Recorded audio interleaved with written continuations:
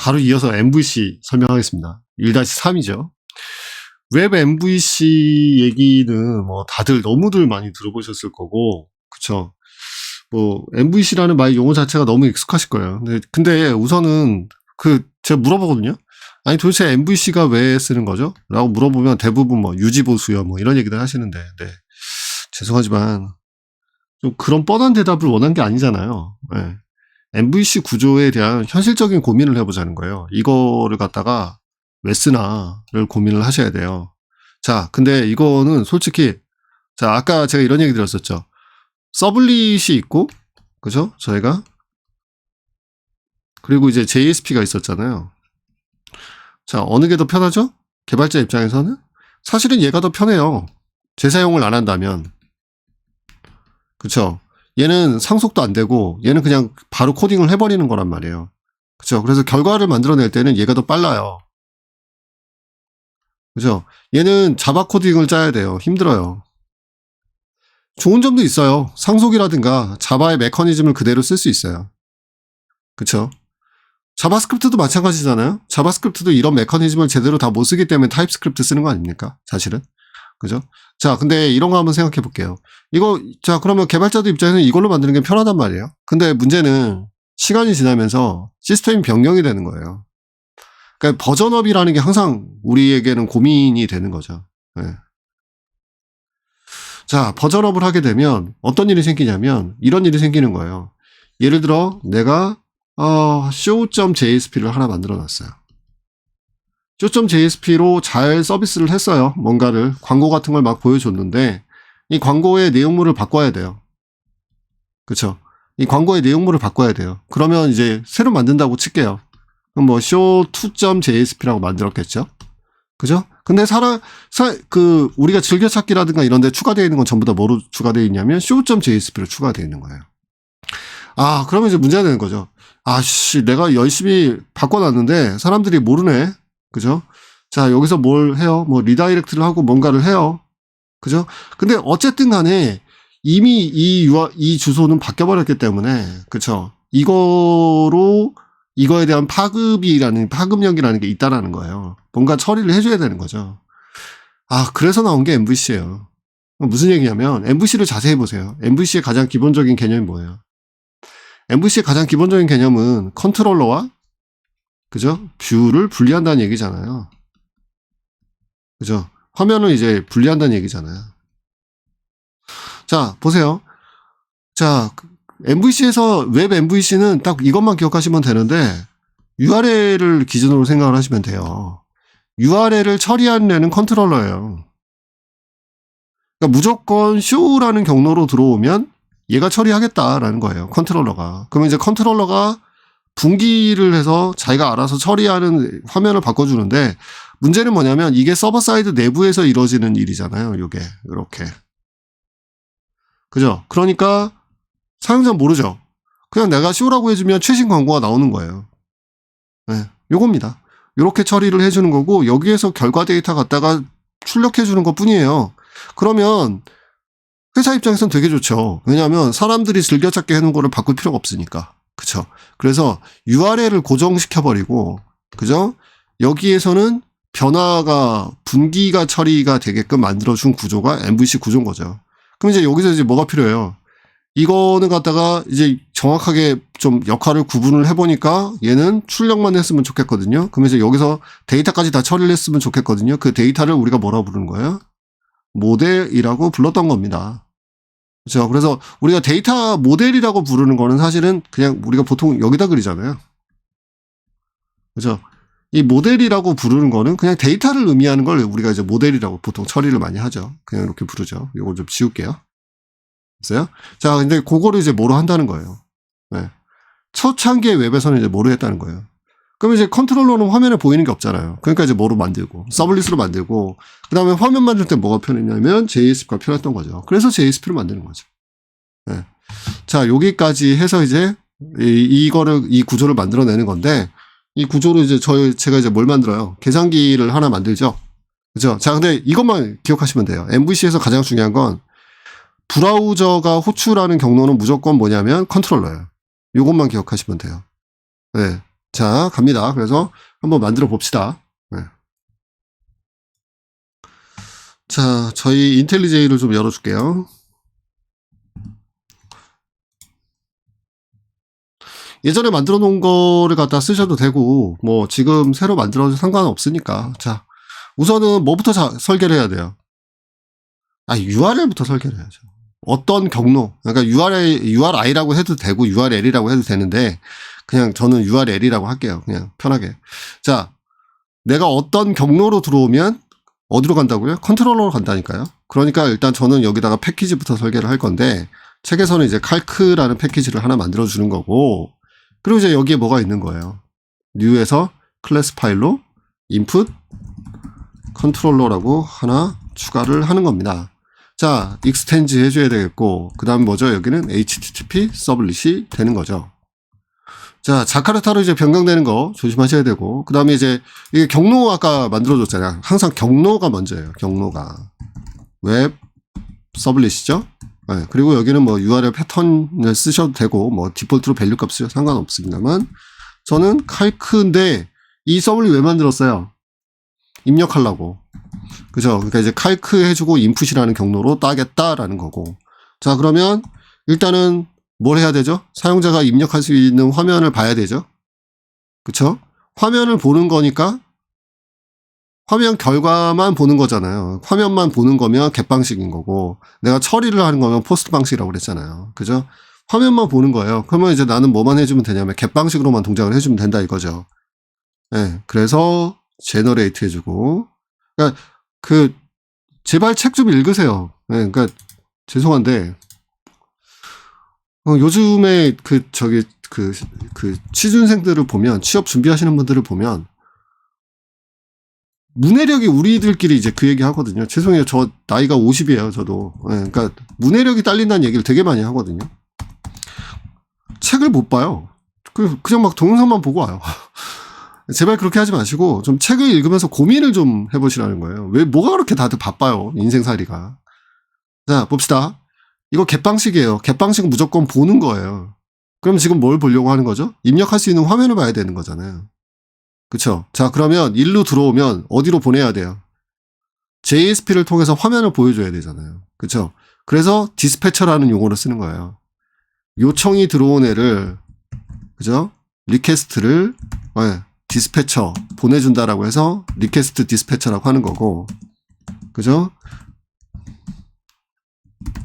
네, 리퀘스트 디스패처를 얻어올 때는 리퀘스트 http 서블릿 리퀘스트에서부터 얻어오는 겁니다. 자, 이제 누구한테 보내줄 거야? 자, 근데 아까 이 얘기했었죠. 왜 브라우저가 찾는 거는 이 경로만을 찾아서 들어와야 된단 말이에요. 그죠? 네, 다른 경로를 쓰면 안 된단 말이에요. 그래서 JSP가 바로 보이지 않게끔 해준단 말이에요. JSP를 어디다 놓으면 안 보이냐면 web-inf 밑에다 놓으면 안 보인단 말이에요. 그쵸? 그래서 web-inf라는 이 특별한 경로는 웹 어플리케이션에 사용하는 인포메이션 경로란 말이에요. 이 경로는 죽었다 깨어나도 브라우저가 치고 들어올 수가 없어요. 그러니까 무조건 뭐만 호출되는 거냐면 컨트롤러만 호출하는 거예요. 네. 그리고 나서 이제 뭐 해주는 거예요? 저는 거기에 보면 칼크라는 애가 있을 거고 거기에 있는 input.jsp를 통해서 처리를 할 거예요.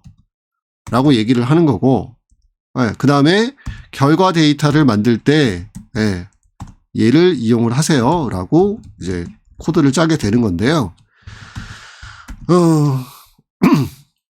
사실 이것도 할 얘기는 되게 많아요. 왜냐하면 이거를 설명하려면 결과적으로 버퍼라는 개념을 또 아셔야 되고, 내부적으로 어떻게 동작하는지를 얘기를 해야 되는 거예요, 원래는.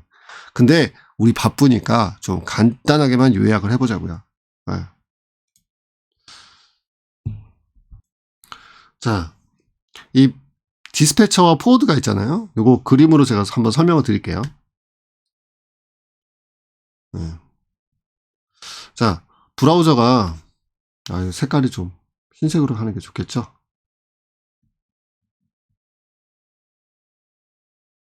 좀 지우고 할까요? 자, 다시 한번 그려드릴게요.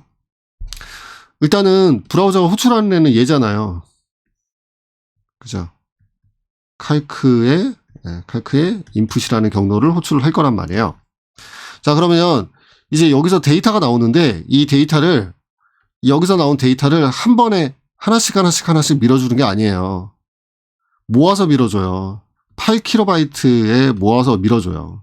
이건 뭐냐면 요즘에 담배 피우는 분들이 많이 없어졌잖아요. 근데 자, 이렇게 생각해 보세요. 만약에 누군가, 그죠? 누군가가 이제 여러분보다 되게 높은 분이에요. 어쨌든 굉장히 높은 사람이 가서 담배 좀 사올래? 네, 사오면 되죠. 근데 이렇게 주문하는 거예요. 담배 하나만 사올래? 한 까치만 사올래? 담배 한 개만 사오래요. 그러면 한 개 사러 편의점 갔다 왔죠.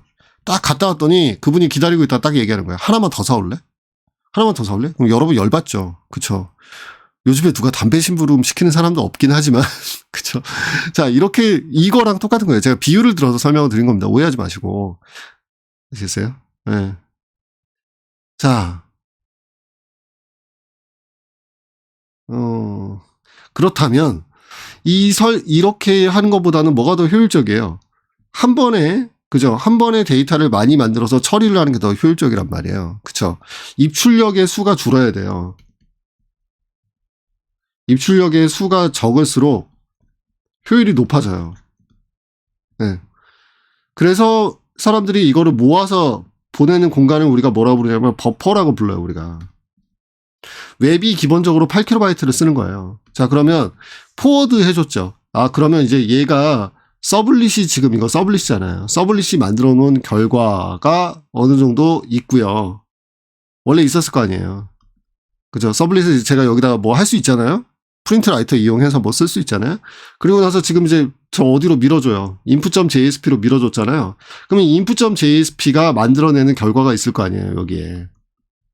그죠? 근데 포워드를 시키면 이게 없어져요. 왜냐하면 이 MVC 구조의 가장 핵심은 얘는 얘는 뭔가 처리를 하는 게 목적인 거고, JSP 쪽에서는, 그죠? 이거를 갖다가 뭔가 출력하는 게 목적이잖아요. 완전히 역할이 구분돼서 만들어지기 때문에 너 이거 하지 말고 그냥 다 비우고 가. 마음을 비우고 떠나게 이 사람아. 라고 얘기해 주는 구조가 MVC 구조입니다. 네, 그러니까 이제 뭘 만들어줘야 돼요? JSP를 만들어주면 되는 거죠. 그죠? 네, JSP 만들어 보겠습니다. 자, 어디다 만들어야 돼요? 뭐 어디다 만들긴요. 네, 여기 자, 경로 볼게요. 웹-inf 밑에 칼크라는 폴더 있어야 되죠? 칼크라는 경로가 있잖아요. 그죠? 자, 이 경로는 아까도 말씀드렸지만 웹-inf는 죽었다 깨어나도 브라우저로 못 들어와요. 아시겠죠? 네, 여기에다가 지금 보면 JSP는 그래도 남아있어요. 그죠? 인텔리제이가 지원해요. 그죠? 자, 여기에다가 이제 뭘 만들어 줄 거예요? input.jsp라고 만들어 줄 거라 이거죠. 자, 그러면 이제 여기는 제가 이제 원하는 대로 만들어 주면 되는 거예요. div 만들어 주고, 그죠? 네, 여기는 뭐 div 만들어서 여기는 그냥 input 페이지야. 네, 이렇게 이제 제가 써놓을게요. 자, 그리고 나서 이제 서버를 스타트를 해서 결과를 확인해 보자고요.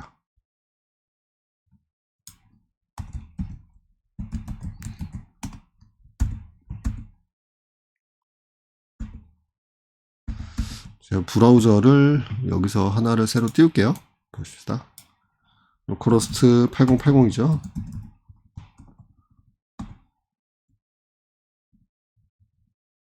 칼크의 인풋이었죠. 조금 이제 인풋 페이지가 이렇게 뜨는 거죠. 자, 이제 요게 이제 겟방식의 의도예요. 네. 자, 그러면 이제 이쪽에서 이제 화면을 봤으니까 뭔가 전송을 할 수 있어야 되죠. 그죠? 그게 이제 폼 태그를 이용해서 보내는 거죠. 왜냐면 원래 웹은 아까도 말씀드렸지만 원래 웹은 기본적으로는 링크가 목적이에요. 정보를 확산하는 게 목적이에요, 웹은. 그렇죠? 그래서 이제 그거를 처리하기 위해서 폼 태그를 쓰는데, 자, 지금 같은 경우 볼게요. 네.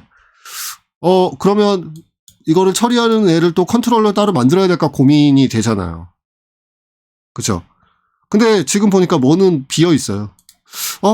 얘가 겟방식은 하는데 두 포스트는 지금 비어 있단 말이에요. 그럼 여기서 그냥 포스트로 처리할 수도 있겠네? 그쵸? 이렇게 되는 거예요. 그래서 이거를 갖다가 지금 책에서 보시면 제가 그 두 가지 버전, 첫 번째 버전이 뭐냐면 칼크 컨트롤러라고 해서 이 화면을 보여드릴게요. 네.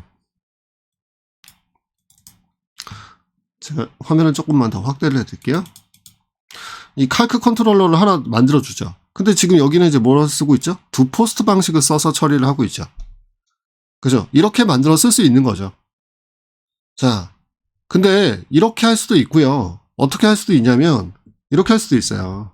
네, 여기까지가 이제 책에 대한 설명이고, 네, 조금 다른 방법도 얘기를 해보자고요. 자, 지금 보면 서블림 메소드는 기본적으로 두 겟과 두 포스트를 처리를 할 수 있단 말이에요. 근데 지금 보니까 여기 뭐가 비어있어요. 뭐는 빠져있어요. 포스트 방식을 처리할 수 있는 여유가 하나 있는 거예요. 그럼 얘를 통해서 처리할 수도 있는 거죠. 그죠? 그래서 이제 여기에다가 뭘 추가하시는 방법도 있냐면, 네, 오버라이드 해서 두 포스트를 추가를 할게요. 그렇죠? 자, 그리고 나서 이제 저는 이제 그냥 간단하게 화면에 숫자 하나 정도만 출력을 하겠습니다. 네. 스트링 뭐 s1은 rq.get 파라미터 해서 그냥 s1이라는 이름으로 받을 거고 출력만 한번 확인을 할 거예요. 이렇게 됐죠? 자, 그러면 이제 입력을 해요. 입력을 하는 애를 어디다 보내야 되는 거잖아요. 이때 액션이라는 단어가 나오죠. 자, 폼은 양식지예요. 양식지.